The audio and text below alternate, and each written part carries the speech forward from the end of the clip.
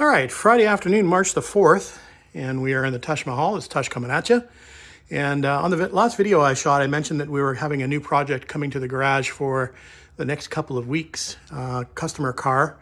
A buddy of mine named Alex, who's also a Toronto Triumph Club member, had asked me to do a little bit of work on his car. And I'm going to involve Lynn as well from a wiring expertise perspective. I'll talk a little bit more about the project as a whole later on, but I thought I'd just give you a quick walk around of the car. So it's a 58 TR3A, and it's a lovely car with the wires. I believe that's British Racing green with a tan interior. Perfect combination on these cars. So these are a bolt-on wire wheel, not a knockoff, to make it a little bit easier for me.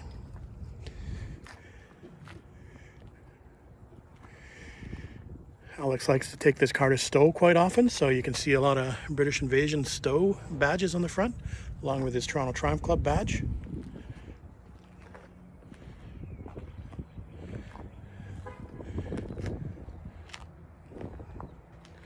And it's a beauty.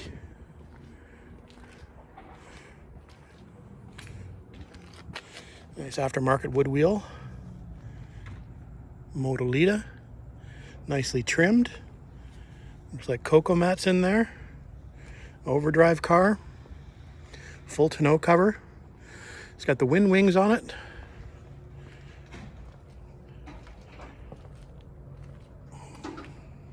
Very nice. All right. Luggage rack. I'm sure he uses that for his long trips to stow. All right, we'll talk a little bit more about the project once I get it moved inside the garage. Still a little chilly out. All right, let's talk about the project that Alex wants done on this car, and let's take them one by one. The primary project that Alex wants done on this car is he wants the steering rack to be converted, or the current steering, which is the stock worm and peg arrangement, which is very, very worn. In actuality, Alex was telling me that the reason why he wants to change this to a rack and pinion conversion is because when he was on his way to stow, I think a couple of years ago, the rack actually started to lock up in place, and it was very difficult to actually get it to move, and it was quite scary to drive. He actually managed to limp it home, and he hadn't driven it since then. So what Alex has decided to do is he's decided to go with a rack and pinion kit. This is the rack and pinion kit. I'm not sure if you can read the box down there, but this is the rack and pinion kit from Bastuck in Germany, I believe it is. And it's a little bit different than I've got experience installing the Moss kit. Some of the elements of this Bastuck kit are very similar to the Moss kit. It is a bolt-on rack and pinion conversion. There's no welding involved. The main difference between the Bastuck kit and the Moss kit is that it allows for you to keep your stock control head here on the steering, so which holds your horn in the center and your trafficators, your signals up here. So the Bastuck kit actually comes with a slip ring arrangement that works on the steering column in the engine bay, which allows you to keep the stock control head controls. So that's the big difference between, I think that's the big difference between the Bastuck and the Moss kit, although some of the elements are similar. Now, in order to do this conversion, I'm assuming that this can be done with the apron or the front valence in situ, but I'm thinking that's going to be more difficult to do it that way. So I'm going to have to remove the front apron, which is going to mean that I need to remove the front bumper, front grille. Obviously, the wheels have to come off. There's a few other jobs that I need to do anyway. So we are going to start by carefully, and again, nicely painted car. We got to be careful we don't do any scratches. We're going to remove that front apron or front valence, whatever you want to call it, so we can get better access to the front of the car to be able to remove the stock steering components before we go into the installation of the new rack and pinion setup. Now, as part of this rack and pinion installation, Alex also needs to go to, and this is similar again to the Moss kit. Now, when I did the conversion with the Moss kit, I completely removed my stock mechanical fan and just went to an electric fan. So my understanding is that Bastuck actually sells a conversion kit that allows you to use, I think they call it a rigid fan kit.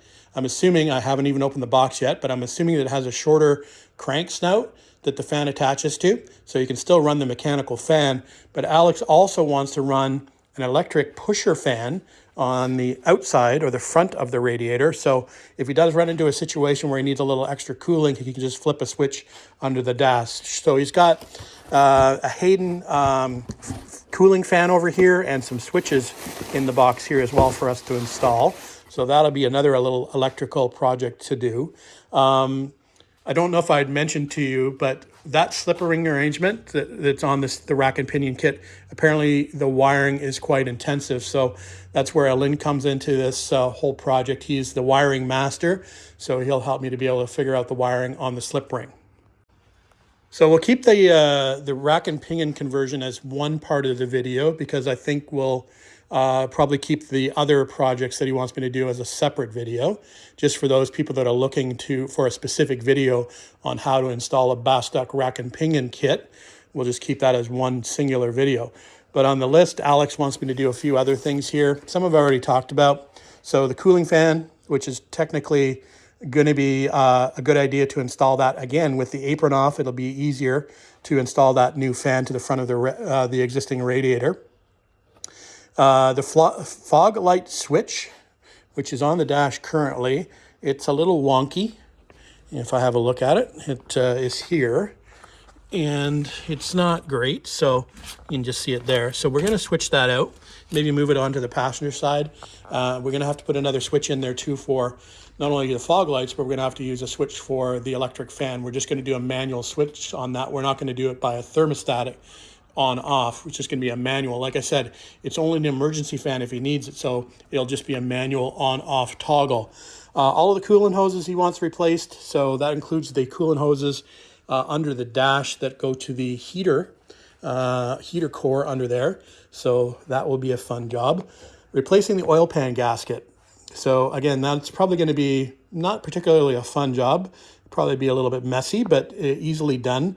We'll put the car up pretty high on jack stands to be able to get under there.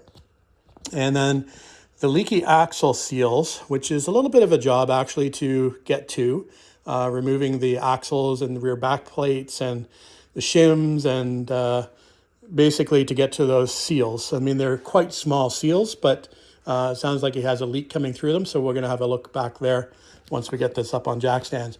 And the other direction I've been given, if I see anything along the way that needs attention, and then we'll give him a call and talk about addressing that. So that's it. Those are the projects we're going to be doing on the 58 TR3A. So I think it's time to get it up on jack stands. Maybe pop the wheels off. All right, Friday night, and we're going to get right into it. And as you can see, we've got the car up on jack stands. A little higher in the rear than it is in the front, but we'll fix that a little bit later. We don't necessarily need to do anything under the car at the moment. Eventually, we'll get to the oil pan, but really we just want to start now concentrating on the steering rack conversion. So the first thing I need to do is figure out what I want to remove first. And there are a number of different ways you can do this. Of course, the electrical connections for things like the marker lights and the headlights have to be undone. There's also a set of fog lights on here that are wired up, which will have to be unwired at some point. It does look like it has a compressor and some trumpet horns in behind the grill, so that'll probably have to become undone. So what I think I'm going to do is I think I'm going to tackle the bumper first without removing the grill initially. We'll just leave this badge bar and fog light bar hanging because that is wired here, but I should be able to remove the bar from the back of the bumper mounting brackets, or bumper mounting bars, let's call them. And then I should be able to remove that front assembly by itself, and then we'll work on removing the grill or getting in behind the grill to detach those electrical connections for all of those other lights. Hopefully they're snap connections that I can see in there, but we'll get there when we get there. I have no idea how this car has been wired. So from the factory, I believe there would have been snap connections there. You should be able to easily undo the marker lights, for example. I'm not so sure how the driving lights or the horns have been wired in. All right, so that's what we're up to. So we're going to go ahead and remove that front bumper now. All right, the badge bar fog lights are out of the way, and we just have them resting on some jack stands with a protective mat there. So we'll go after now the two fasteners that hold the bumper to the front apron. And there's one here on this bumper bracket you can probably just see in here. And of course one on the other side. Pretty simple mounting on these bumpers, just two fasteners plus the two fasteners at the top. We're going to use the TR59 TR3 over here with my hood on, or my bonnet on, that needs to be still blasted or stripped. We're going to use this as my parts catalog. So there's the bumper bracket bolts. All right. All right, front bumper is off over there. Hardware is over there. So now we're going to go after the grille. So there are Phillips screws all the way around on the car. One's already started to make its way out by itself over here. I think you can see that. So we'll just remove all those screws and we'll see what it looks like behind the grille. Now I did see something I didn't like underneath the car already.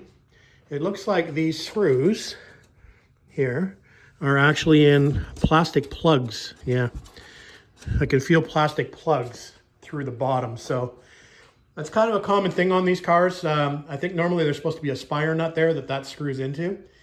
But people come up with inventive ways to put grills back in. So I don't know if I can show you that, what I'm talking about. Let me see. Let me zoom you out a little bit. Let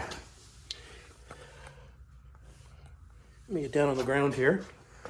Bear with me. All right. So you see that blue plug there? That's holding the grill. You see that red plug over there? That's holding the grill. And I can see plugs all the way up along the bottom. So yeah, I might have to come up with a better solution to reinstall the grill. But we'll get to that when we get to that. I thought I'd just point that out. Not only for you, but for the owner, just so he knows. All right, the grill is off and just hanging there. We've got a little protective mat to keep it off the bodywork in behind there. So while it sits there now, we're going to trace these wires back into the harness. And it's a bit of a nest of spaghetti over here. It looks like he has a relay for the horns. You can see the relay there. This is normally where the stock horns would sit, and he's just got it plugged on top of one of the mounting bolts for the stock wind tone horns. So there's a big relay there for that. And I think I can see the red and green for the turn signals. And there should be a harness here for the headlight as well. Just have to find right here actually. So we're gonna figure out where this goes to and unplug that from the harness. This is where the scary part starts. Will we ever get lights again? All right, welcome back. Now the next day, Saturday morning, and we're just about to tackle the wiring here. We've traced the wires back to the main harness, and we're just about to disconnect the wiring so we can get the front apron off, or in the process of getting the front apron off. So I've taken a couple of photographs along the way. I did notice one thing peculiar here, and not related to the wiring, but I thought I'd just point it out, just for the owner, Alex. I see on the front apron here, see all these holes here? These should be actually filled with bolts and nuts. So there are 1, 2, 3, 4, 5, 6, either 7 or 8 of these holes, and only 3 of them are being used to bolt up the front apron. So I'll have to ask Alex whether he wants me to change those bolts out or not, or add those bolts. Obviously they won't be painted green. Maybe he's got some touch up, but then again, on the hood lifter or hood popper, they've actually got some new hardware in there, so maybe it's not a big deal. Anyway, I'll ask Alex if he wants me to replace those. I think I might have those on hand. So just interesting. Anyway, let's get to undoing some wiring. So on the driver's side, we have the wind tone horn still hooked up, or is it hooked up actually? It looks like it is actually. So we have one of the original horns in the original location. So again, I've read some documentation that says you need to remove this. I don't think so. So we're just going to leave it there temporarily and see if that becomes a problem. Other than that, we're just disconnecting the wires. We've got all the wiring disconnected on the passenger side. So we're just connecting the wires. I believe this wire here is for the fog lights. This wire here is for the headlights, and we're looking for the running lights, which I believe are red and green, so they're probably just right here. There's a few ground wires down there as well, so we'll go ahead and keep continuing disconnecting. All right, all the wiring is being disconnected and pulled out the front, so I think we're ready to now remove the grill. So the only two things that are holding the grill are these bumper stays, and they look to have, and this is not factory, but they have wing nuts on them on the inside. See those wing nuts? That's basically holding those bumper stays. So we'll just undo the wing nuts, and we'll lower that grill down gently and remove it fully. You can also see that, or maybe you can't see, but those bumper bars are actually holding the radiator shield in place as well. I'm not sure if we need to remove that. We'll just check and see fastener wise if that's attached anywhere else. It's normally just a cardboard sleeve held in there with those two locations. And then there's a few other fasteners to go after that we'll talk about in the next segment. One other thing I should mention, and a lot of cars will have this probably deleted already if you've got a new radiator, for example, that does not have the crank hole in it. There would normally be a crank stay support here, just above this cutout. And it's where the crank would fit through, and it fit through a guide and then through the radiator to your front of your crank, so you could hand crank the car. So that is not on this car. That would normally need to be removed if you are wanting to remove the front apron. So just a quick note on that. So that's an additional step that I don't have to do on this car. All right, here's the shroud I was talking about. And generally it's just held in through this, where the bumper stay bracket is. You can see it just fits through there. So it is just a piece of cardboard, basically painted cardboard. And you should be able to just bring this out now. It is trapped on this side behind the horns. I'll have to play with that a little bit. But there are two fasteners that you want to be able to get to. This one here at the front. And then if I get my flashlight here, you'll be able to see maybe I can just bend this enough out of the way. You see that fastener back there on the right-hand side, just in front of the steering box. There's a fastener there that you'll need to get out as well. So I've just realized that this might be valuable, this video, for anybody that's trying to remove the apron from the car, whether it's to do, I don't know what you'd want to do, but it's probably a good video up to a certain point for those of you who just want to know how to get the apron off these cars, off the TR3As in particular. All right, let's remove this shroud piece, and then let's remove those two bolts this side, 2 bolts that side, then we'll move on to the next step. I actually just found another fastener on the shroud. You can see that cheeky little flathead or slotted fastener back there. So that's holding the shroud down on this side behind the horn. So we'll grab a small screwdriver and remove that. Like I said, it's no hard and fast rule about where things will be fastened on these cars. A lot of times people just did what they wanted to do. As this is the case, they figured they needed another fastener to hold that at the bottom. There is not one on this side, but there is one on this side. So just be on the lookout for that. No two cars are alike. All right, we're just inside the wheel tub, and those two fasteners I was talking about that hold the bottom of the front apron on. You can see them from inside behind the grill. Here they are on the outside of the car, so in the wheel tub. One bolt here, one bolt there, and that will remove the bottom fixtures of the apron. All right, the next thing we're going to do is we're going to go after these 6 fasteners here that hold the apron on, just inside the wheel tub. You can see the first one starting right at the top there, and it's basically the leading one. You won't see any further back. So the one that you see starting here on the vertical face, all the way to the front, you need to remove these in order to detach the front apron, and we need to do it on both sides, obviously. So 7/16 wrench. So we'll get doing that, and we'll come back when we're at the next step. All right, now comes decision time on the top apron bolts here. Now it's suggested, I think in the shop manual, to take these 2 bolts out on each side, which actually holds this cross tube, which supports the inner structure of this valance to remove these two and those two on the other side and lift the bar out. The other option is to just remove all of the fasteners that start here along this tie bar. And again, I said it's only missing or only has 3 fasteners in here, 2 of them that hold on this popper for the hood or the bonnet, if you want to call it. So I got to make a decision on what I want to do. I've always just removed it by removing the fasteners here. I've always left the tie bar on. I find it easier just to leave that and then sort of use that as a guide when we're putting the bonnet back on.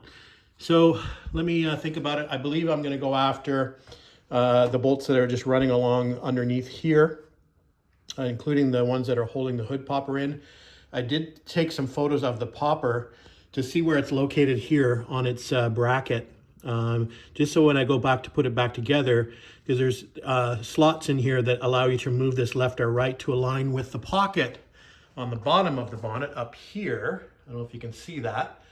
So you got to make sure that this popper is aligned with that little hole up there or depression. So I just wanted to make sure I took a picture of where this is aligned currently in the slot so I could get it back closely when I go to reassemble, if I take that off.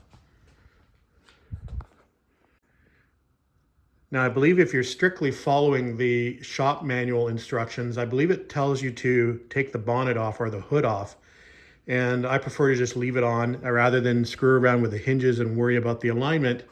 And all I do is I just put the prop rod down here between the water pump housing and the water pump pipe, and that's fairly secure. I don't need to worry about the bonnet falling on me or doing any damage. So that's what I generally do on these cars, is I just prop it down there. It can't move forwards or backwards. It can't move downwards. So it's captured there pretty well. So, and we have enough room to work under the bonnet, which is good. So we're just going to leave that on.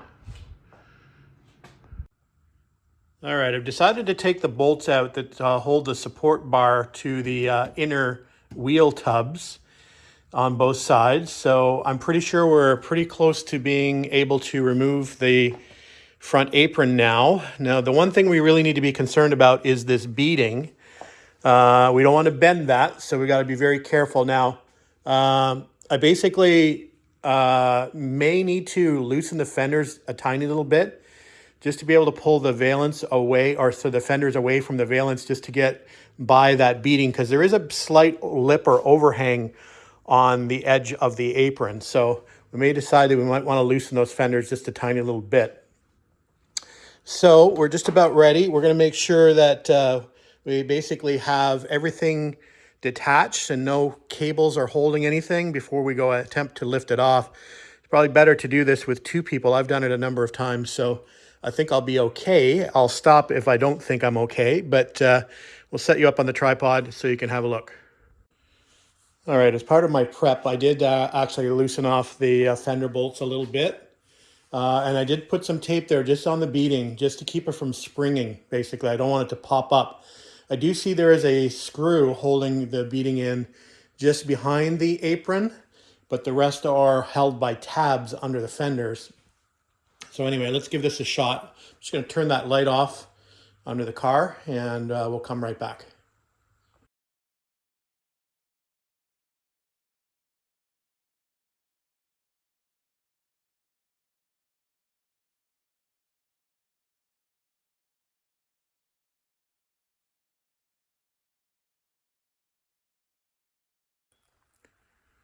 All right, that wasn't too bad.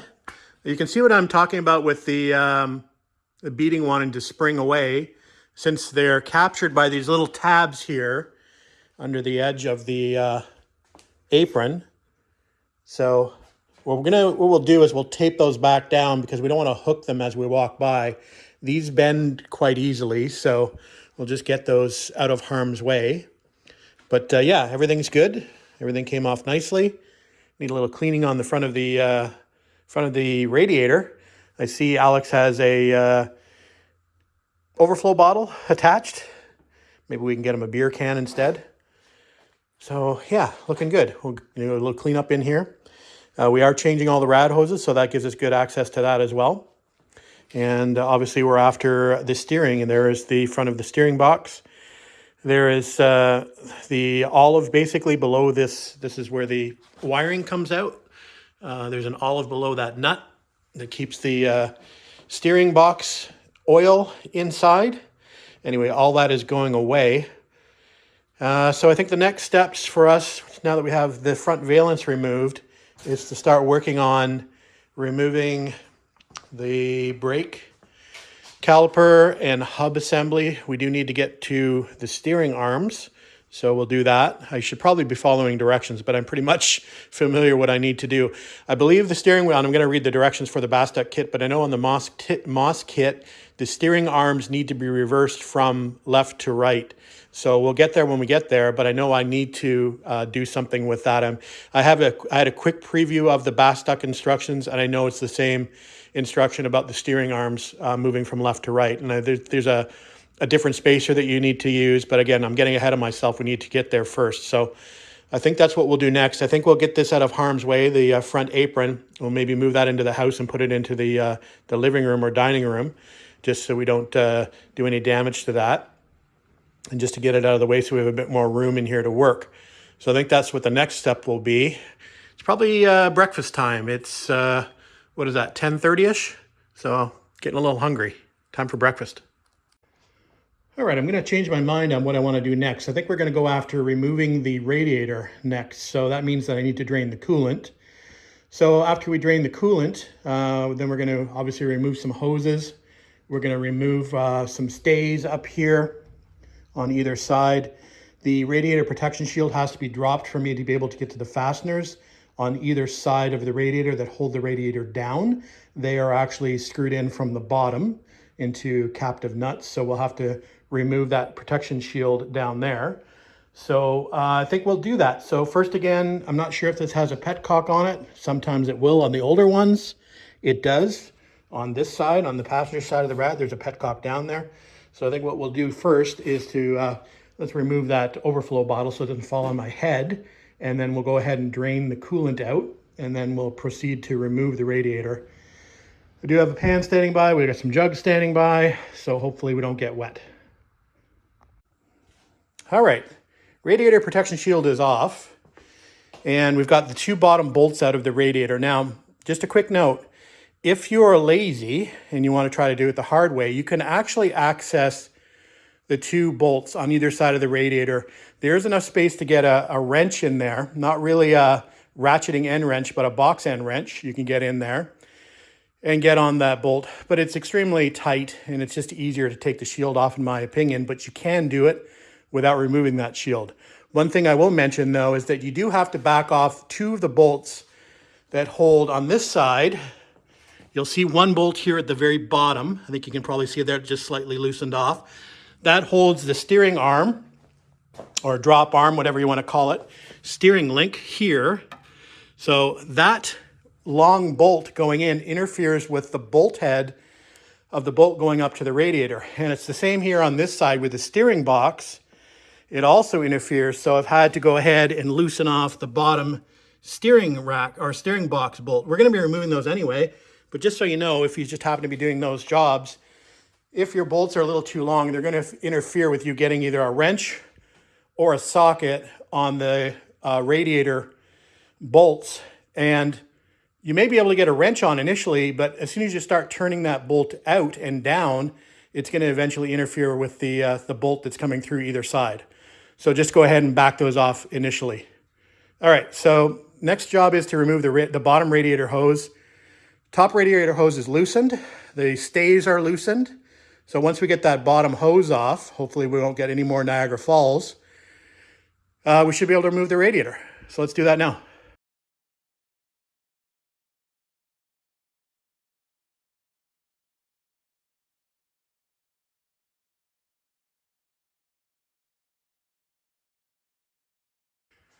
All right, now that the radiator is out of the way, let's go after that stock mechanical fan.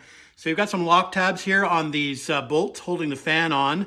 So we'll go ahead and just tap those lock tabs down and remove those 4 fasteners and get rid of the old mechanical fan. I just wanted to take a quick video on how much play there is in the steering wheel at the moment, just before we start disconnecting that front end steering box and the linkages and the ball joints.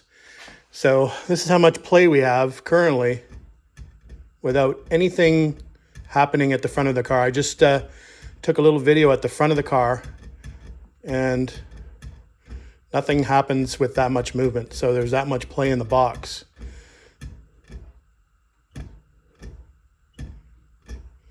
So anyway, just wanted to take a quick record of that. I think what we'll do now is we'll probably go ahead and start working on those brakes, removing the brake calipers, removing the hub, so we can get to the steering arms a little easier. So we'll do that. And then following that, I think what we'll do is we'll remove the control head from the steering wheel. So now this looks like an aftermarket hub, or boss, if you want to call it, for the steering wheel. Now, it should have some grub screws in behind here. And I believe I don't know if you're going to be able to see this or not. Let's see. Yeah, you see that little indentation? That, I believe, there should be 3 grub screws, or at least on the stock arrangement, there are 3 grub screws that hold on the control head. I'm assuming that these are the control head grub screws on this aftermarket boss. And then we'll be able to remove the control head, which has got wires running through a stator tube. This is a 1-piece column, I should probably mention. There was a later version of this steering, which was a 2-piece column. So once we get the control head off, we should be able to remove the stator tube out with the wiring intact. After we remove there's a nut here. I think it's called a gland nut, as I mentioned. On the front here of the steering box, you can see the wiring coming up. This wiring actually goes into the harness, but this wiring actually runs through the stator tube all the way up the column. So all the way up the steering column and all the way up through to the control head. So that wiring has to be pulled out with the stator tube, and we won't be using that again, nor will we be using any parts of the steering box or column. So we'll get to pulling that out eventually. All right, if you never removed the brakes and hubs off a TR3 before, it's pretty simple. There are 2 caliper mounting bolts. They're 5/8 inch bolts. You can see them there. This particular car has some shims on it. It's got 4 shims on the caliper itself to center the caliper on the rotor. So a lot of the cars I see don't have those shims. This one does. Just make note of that. We've got the caliper just inside here hanging on a piece of coat hanger just to get it out of the way. And now we're just about to take the hub off. So we removed the grease seal. You can see it there. And we're just removing this, we've removed the split pin out. And we're removing this castle nut. Below it is a D-washer. And below that is the outer bearing. So once we remove this castle nut, we can pull the hub forward. And that will drop out the front bearing. And then we can take a look at the rear bearing. I'm not sure when the bearings were last greased, but the grease definitely looks very old and dark. So here are the bearings here. We just pulled out the oil seal from the rear with the felt. And here's the bearings here. And can't read them yet. We have our gas here, ready to soak them in. But yeah, the grease is very dark. So we'll clean up the hub. I have checked the races. They look good. I've cleaned them with a little brake clean and paper towel. No scoring, no rust. They look good.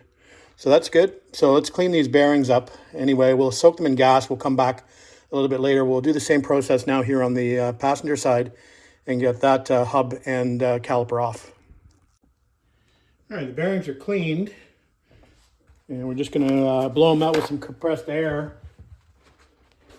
Getting a little bits of grease that's still in there out. Yeah, that grease was very old. I'm happy that we're going to be able to repack these.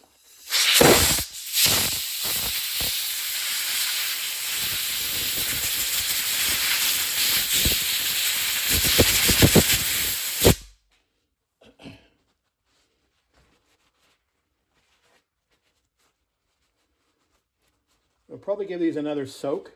I've washed them once.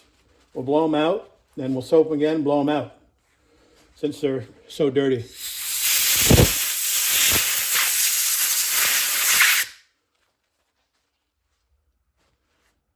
that's it. Basically, we'll do all 4 of them and get them back in the magic. Actually, you know what? That's looking pretty, I don't know if you can see that. See that? Pretty dark now. So I think we'll just finish them off with, we'll do a round of brake clean and then we'll spray them out again. So let's go, I'll go through each one, do the brake clean, spray them out again, and then we should be good to go. All right, the bearings are all cleaned up and ready to go, so we'll repack them when we're ready. For now, we'll just squirrel them away over here and keep them safe. So moving right along, I think the next thing we'll do now is to tackle that control head and get that removed, and maybe remove the stator tube from the steering column. So I think we'll do that though. It's getting close to dinner time. So we'll probably do that after dinner. We'll come out and do a couple hours after dinner, and then we'll call it a night. So stay tuned, we'll be back. All right, back out to take the control head off, and we've started without you. We did remove those grub screws. You can see the holes for them here. You can probably see it there, and there are little channels or chamfers cut in the steering hub there to get to them, and it's just a hex key. I think on the stock wheels, I think they're just a straight flathead. But anyway, so the control head has just moved out. You can see it's attached to the wiring cable that goes all the way through the stator tube. You can see the start of the stator tube here just on the inside or the outside of the cable. I think you can probably see that there. So what we're going to do now, and then of course there's a steering wheel nut below that which we'll remove eventually. So at the front here, we've got to remove this nut from the front of the steering box. And then there's an olive below that. There is oil or steering box oil in here, so some might leak out. We'll put a pan under there just in case. It's quite thick oil. We need to remove or undo the wiring for this up here. So we'll just make note of that. And then we'll be able to pull the stator tube out through the passenger compartment. Probably have to open the garage door. All right, that's where we're at. All right, quick shot of the nut removed. So there it is, just on the end of the cable. Here's the olive that I was talking about. So we're just going to slide this olive off the stator tube and onto the cable. And, you know, we're not going to be reusing that anyway. So we'll just remove that entirely. And then we should be able to pull the stator tube right out of the car. That'll be fun. It's like a magic trick. All right, let's give it a go.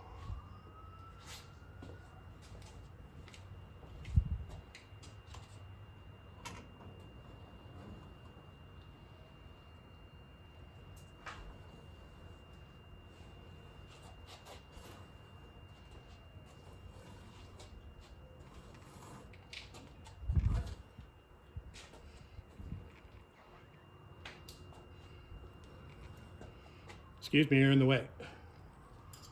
Okay. So there's the stator tube out.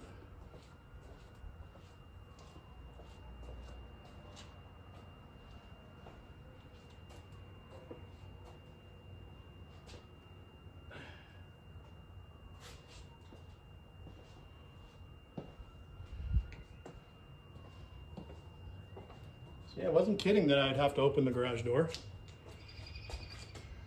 Okay, come back.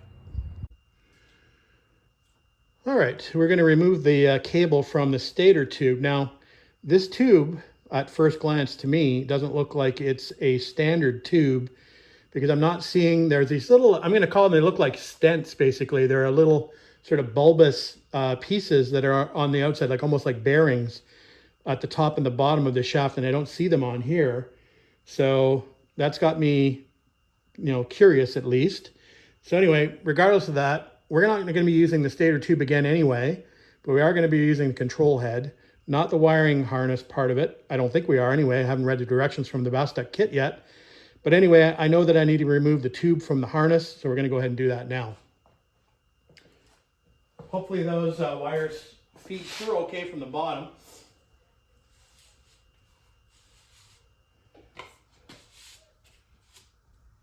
Oh yeah. There we go.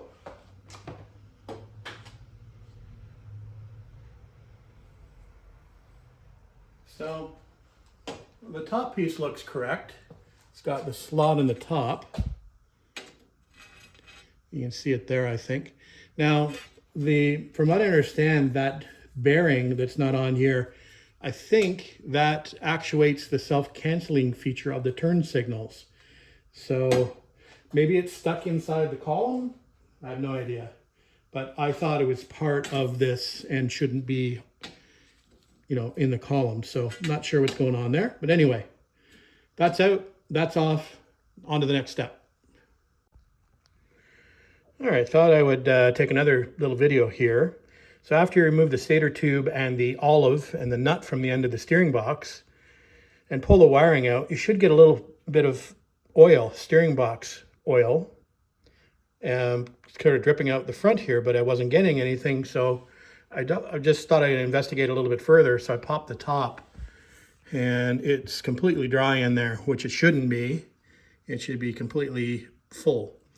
So I would say that contributed to the steering box failure that Alex was experiencing. So it does have some bearings in there as well. They're looking pretty dry. You can probably see them. There's a cage there at the back.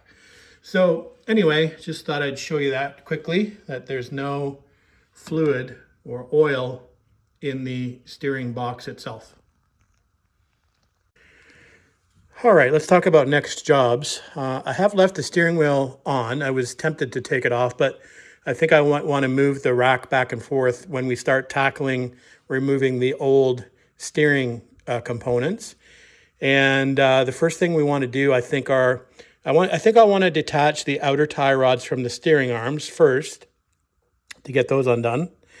Then I want to come back and get this center steering link, I believe it's called, out.